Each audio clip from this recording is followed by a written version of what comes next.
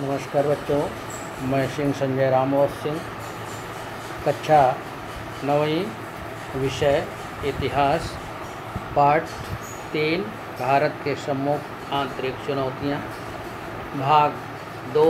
इसके पहले बच्चों हमने पंजाब की समस्या और ब्लू स्टार, मिजोरम, नागालैंड और असम के बारे में आपको पहले पीपीटी में बताया था।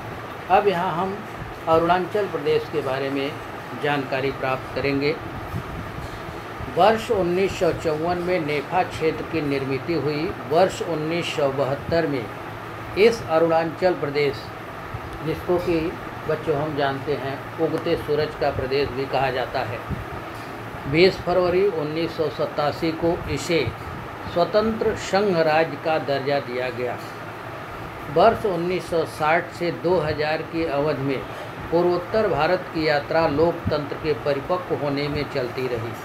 यह क्षेत्र केंद्र सरकार द्वारा चलाई गई विशेष योजनाएं, औद्योगिकरण और शिक्षा के प्रचार प्रसार के कारण प्रगति पथ पर आगे बढ़ी। बच्चों, थोड़ा सा अरुणाचल के प्रदेश में संक्षिप्त जान लेते हैं हम कि 1954 में नेफा क्षेत्र का निर्माण हुआ। इसी को वर्ष 1972 में अरुणाचल प्रदेश अर्थात उगते सूरज का प्रदेश कहा जाने लगा। 20 फरवरी 1987 में, जैसा कि मैंने अभी आपको बताया, कि अरुणाचल प्रदेश को स्वतंत्र संघ राज्य का दर्जा दिया गया।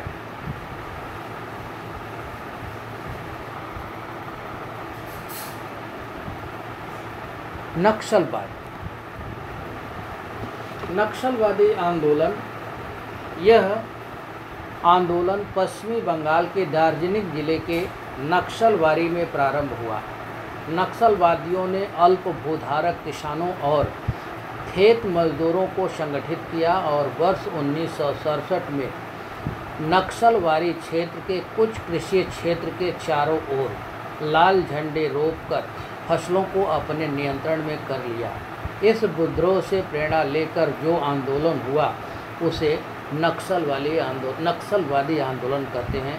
आज यह हमारे देश की बच्चों बहुत बड़ी समस्या हो गई है। नक्सलवाद जमींदारों द्वारा किए जाने वाले आर्थिक शोषण के विरुद्ध आवाज़ बुलंद करने के लिए कृषि समितियों को स्थापित करना, बड़े जमींदारों की ज़मीनों को छीन लेना, उनका अलग अलग परिवारों में वितरण करना नक्सलवादी आंदोलन के उद्देश्य थे। आगे चलकर यह आंदोलन अपने उद्देश्यों से दूर चला गया। शासन का कोई भी उपक्रम या कल्याणप्रद योजना जनता तक न पहुँचे। इस दृश्य नक्सलवादी आंदोलन ने आतंकवाद की शरण ली। नक्सलवादी समानांतर व्यवस्था निर्माण करने का प्रयत्न करने लगे। इसी प्रकार नक्सलवाद देश की आंतरिक सुरक्षा के लिए चुनौती के रूप में सामने आया। नक्सलवादी आंदोलन का प्रारंभ प्रमुख केंद्र पश्चिम बंगाल था। बाद में यह आंदोलन आंध्र प्रदेश के पूर्व गोदावरी, विशाखापट्टनम का कुछ प्रदेश, तेलंगाना के करीमनगर, अलीदाबाद, छत्तीसगढ़ के बस्तर, राजनांदगांव, सुकमा, महाराष्ट्र में गढ़चिरौली, भंडारा, चंद्रपुर के कुछ प्रदेश, मध्य प्रदेश के बालाघाट, मंडला, ओडिशा के कोरापुर में फैला। अपना वर्चस्व बनाए रखने के लिए सशस्त्र people's liberation guerrilla army PLGA, people's liberation guerrilla army नामक संगठन की स्थापना की गई। यह संघर्ष अब भी जारी है। बच्चों, इसके बारे में थोड़ा सा संक्षेप में हम जान लेते हैं कि यह आंदोलन पश्चिम बंगाल के दार्जिलिंग जिले से नक्सलवाड़ी में प्रारंभ हुआ था। नक्सलवादियों ने अल्प भूधारक किसानों और खेत मजदूरों को संगठित करके नक्सलवाड़ी क्षेत्र में कुछ कृषि क्षेत्र के चारों ओर लाल झंडे लगाकर उसे मुक्त प्रदेश के रूप में घोषित किया। इस घटना से प्रेरित होकर जो आंदोलन हुआ उसे ही हम नक्सलवादी आंदोलन कहते हैं। इसका बच्चों उद्देश्य क्या था हाँ, इसका नक्सलवाद का उद्देश्य क्या था? जमींदारों के विरोध आवाज़ उठाकर कृषि समितियों की स्थापना करना, जमींदारों के खिलाफ आवाज़ उठाना उनका था। बड़े जमींदारों की ज़मीन छीनना, छीनी हुई ज़मीन का अलग अलग परिवारों में वितरण करना। अब अगला बात हम जान लेते हैं कि इनके लिए सुरक्षा की चुनौतियां थी। आगे चलकर नक्सलवादी आंदोलन अपने प्रारंभिक उद्देश्यों से दूर चला गया। जो उनका उद्देश्य था उस उद्देश्य से हट गए। नक्सलवादी यह प्रयास करने लगे कि शासन का कोई भी उपक्रम या कल्याणप्रद योजना जनता तक न पहुँचे। वे आतंकवाद की शरण लेकर सरकार के समानांतर व्यवस्था निर्मित करने का प्रयास करने लगे। अपनी अत्याचारी एवं हिंसात्मक गतिविधियों के कारण नक्सलवाद देश की आंतरिक सुरक्षा के लिए एक चुनौती के रूप में सामने आया। बच्चों, आप प्रारंभिक प्रमुख केंद्र पश्चिम बंगाल में रहने वाला यह नक्सलवादी आंदोलन धीरे धीरे कई राज्यों में फैल गया। नक्सलवादियों ने अपना वर्चस्व बनाए रखने के लिए सशस्त्र एक PLGA, P for people's, L for liberation, G for guerrilla army नामक संगठन की स्थापना की। बच्चों, यह नक्सलवाद के बारे में जानकारी थी। अगली बात हम लोग जानेंगे संप्रदायवाद। संप्रदायवाद हमारे देश की एकता और एकात्मकता के सम्मुख एक गंभीर चुनौती है। संकीर्ण धार्मिक दुराभिमान में से संप्रदाय का जन्म होता है। अंग्रेज़ों ने हमारे देश में संप्रदायवाद के बीज बोए। हमारे देश में विभिन्न धर्मों के लोग विगत कई शताब्दियों से परस्पर स्नेह और सौहार्द के साथ रहा करते थे। किसी देश में विभिन्न धर्मों के लोगों का रहना और अपने अपने धर्म के प्रति उचित गौरव का भाव रखना कोई बुरी बात नहीं है, परंतु जब धर्म का गौरव भाव अतिवादिता को लांघ जाता है तब उसका रूपांतरण दुर्भिमान अथवा कट्टरता में हो जाता है। परिणामतः धर्मांधता उत्पन्न होती है। धर्मांधता संप्रदायवाद के नींव है। धर्मांधता के कारण व्यापक राष्ट्रीय हितों को भुलाया जाता है। अलग अलग धर्म के लोगों का एक दूसरे के प्रति विश्वास समाप्त होने लगता है। दूसरे धर्म के परंतु जो हमारे ही देश बंधु हैं उन्हें शत्रु समझा जाता है। एक दूसरों के तीज त्यौहार पर्वों उत्सवों के अवसरों पर इकट्ठा आना भी कम होने लगता है। धर्मांधता के कारण अपने आसपास की घटनाओं और लोगों की ओर देखने का दृष्टिकोण कुलसित और विषैला बन जाता है। जैसा कि बच्चों आपने दिल्ली की घटना को देखे जो एक धार्मिक उन्माद ही था। कुछ लोग अपनी आर्थिक और सामाजिक समस्याओं का विचार भी धर्म के दायरे में रखकर करने लगते हैं। हम विशेष धर्म के हैं, अतः राजनीति में हमारा कोई प्रभाव नहीं है। हम पर निरंतर अन्याय हो रहा है। सरकार हमारे समाज के साथ पक्षपात कर रही है। यह भावना सभी धर्म के लोगों की बन जाती है और वे अपने धर्म के प्रति अपने लोगों के प्रति भावुक बन जाते हैं। अपने धर्म के लोगों के प्रति अथवा धार्मिक प्रतीकों को जाने अनजाने कोई अवमानना कर दे तो इसकी परिणति दंगे फसाद में हो जाती है। सैकड़ों निरपराध और निर्दोष लोग मारे जाते हैं। करोड़ों रुपए की सार्वजनिक संपत्ति स्वाहा हो जाती है। सार्वजनिक शांति भंग हो जाती है। व्यक्ति के बीच पारस्परिक विश्वास ही साथ साथ जीने का आधार होता है। यदि यह विश्वास समाप्त हो जाता है तो समाज एकता को आघात लगता है। सामाजिक एकता के बिना राष्ट्रीय एकता को कैसे साधेंगे? हम सभी को इस धार्मिक संप्रदायवाद के साथ पूरी शक्ति से लड़ना आवश्यक है। हमें विभिन्न धर्मों के लोगों के बीच घुल मिल जाना चाहिए। एक दूसरे के पर्वों त्योहारों में हिस्सा लेना चाहिए। हमें अपनी सामाजिक और आर्थिक समस्याओं को धर्म के साथ जोड़ना नहीं चाहिए। धार्मिक सौहार्दता क्यों नष्ट होती है? इसके लिए कौन से आर्थिक, राजनीतिक, ऐतिहासिक कारण हैं? इनकी हमें खोज करनी चाहिए। संप्रदायवाद को नष्ट कर राष्ट्रीय एकात्मकता को दृढ़ करने का यही एकमात्र उपाय है। बच्चों, इसके बाद हम थोड़ा और इसके बारे में जान लेते हैं। संप्रदायवाद में इसका, जैसा कि अभी हमने पीछे बताया, यह जब धर्म का गौरव भाव अतिवादिता को लांघ जाता है तब उसका रूपांतरण दुर्भिमान अथवा कट्टरता में हो जाता है। लोगों को अपना ही धर्म श्रेष्ठ लगता है और दूसरों का नहीं। इस संकीर्ण धार्मिक दुराभिमान में से ही संप्रदायवाद का जन्म होता है। धर्मांधता को ही संप्रदायवाद कहते हैं।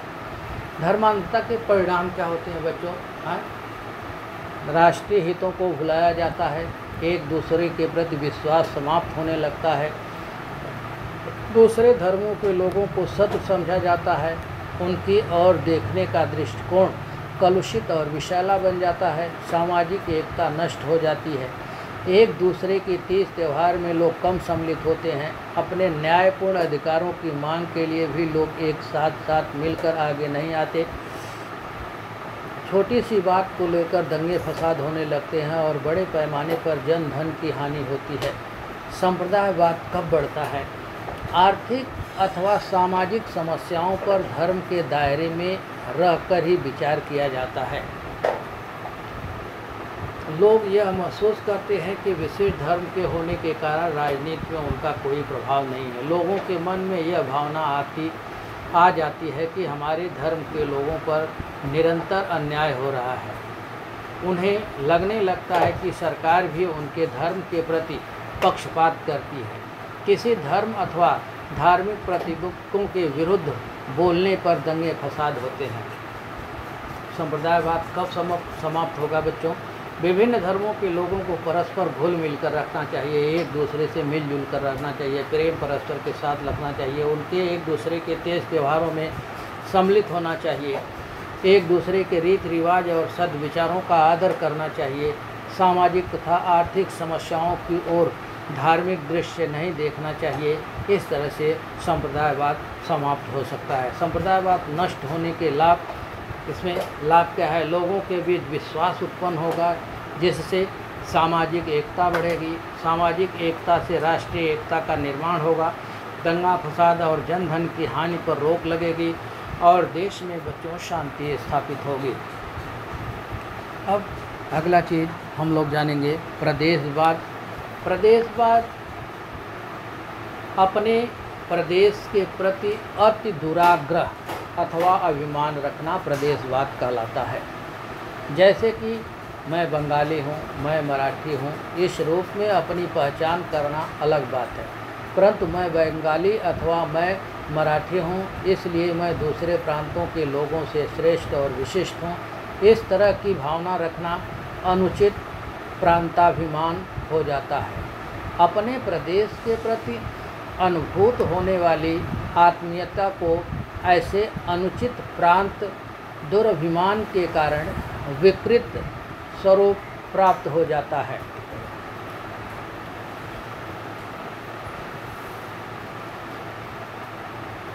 अपने प्रदेश के प्रति अति दुराग्रह अथवा अभिमान रखना ही प्रदेशवाद कहलाता है।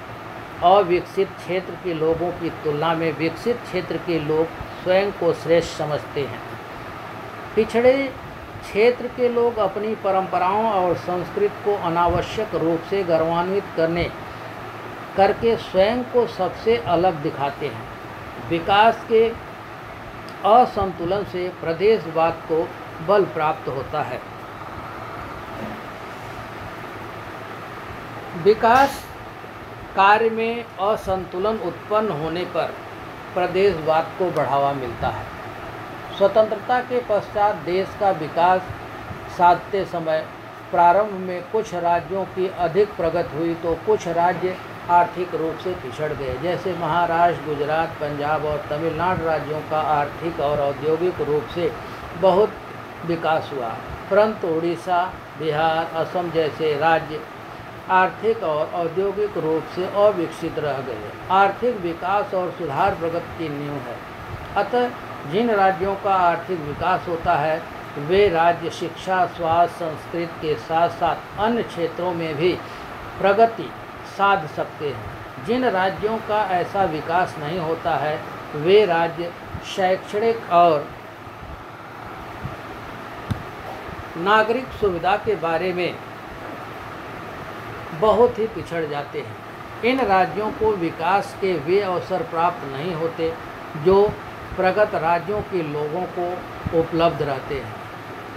ये राज्य शैक्षणिक पिछड़ापन, बेरोजगारी, दरिद्रता जैसी समस्याओं से ग्रस्त रहते हैं। इससे अलग अलग राज्यों के बीच की सौहार्दता नष्ट हो जाती है और इसका दुष्प्रभाव राष्ट्रीय एकात्मकता पर होता है। अतः हमें इस आर्थिक असंतुलन की समस्या को शीघ्र हल करना चाहिए। इस दृष्टि से हमारी सरकार प्रयत्नशील है। बच्चों, प्रदेशवाद बढ़ने से होने वाली हानियों के बारे में हम लोग जान लेते हैं। अविकसित क्षेत्र में शैक्षणिक, स्वास्थ्य संबंधी आदि सुविधाएं उपलब्ध नहीं हो पाती हैं। विकास के अवसर न मिलने से शैक्षणिक पिछड़ापन, बेरोजगारी, गरीबी आदि समस्याएं उत्पन्न होती हैं। लोग समझते हैं कि उनके प्रति अन्याय हो रहा है। राज्यों के बीच की पारस्परिक सौहार्दता नष्ट हो जाती है, जिसका राष्ट्रीय एकता पर दुष्प्रभाव पड़ता है।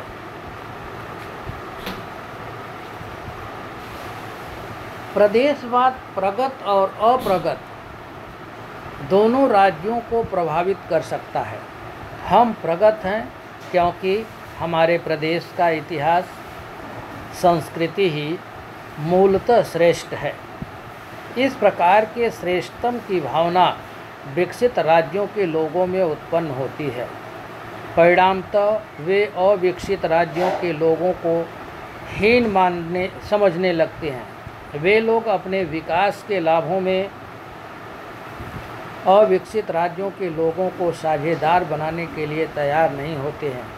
इसके विपरीत पिछड़े क्षेत्रों के लोगों को अपनी संगठित शक्ति स्थापित करने के लिए प्रादेशिक अस्मिता जागृत करनी पड़ती है। इसके लिए वे स्थानीय परंपराओं और संस्कृति को अनावश्यक रूप से गौरवान्वित अथवा उसका उदात्तीकरण कर स्वयं का अलगपन सिद्ध करने का प्रयास करते हैं। इसी से प्रदेशवाद को बल प्राप्त होता है, परंतु इस कारण राष्ट्रीय एकात्मकता बाधित होती है।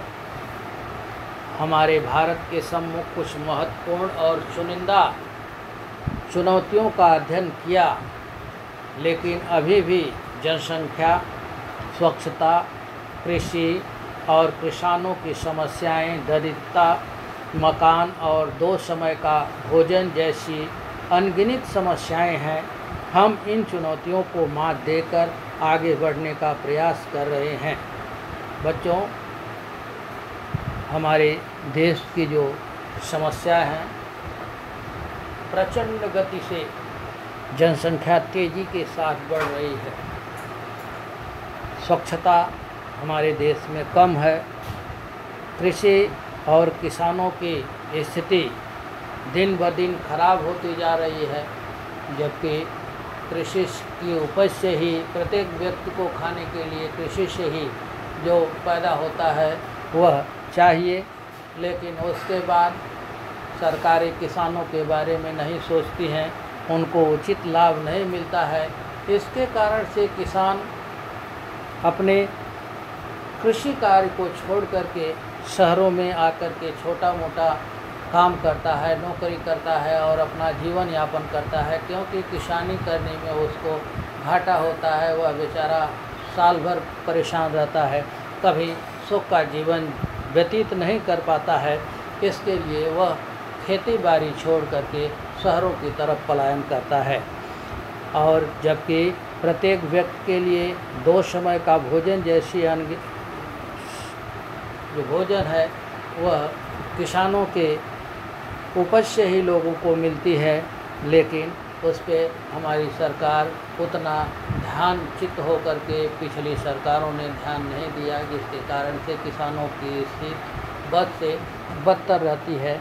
इस तरह से और अनेकों समस्याएं हैं, जैसे दरिद्रता है, गरीबी है। हमारे देश के जो भी सरकारें आती हैं वह गरीबी समाप्त करने के चक्कर में पड़ती हैं, लेकिन गरीबी समाप्त करते करते वे खुद अमीर हो जाते हैं और गरीब बेचारे और गरीब हो जाते हैं।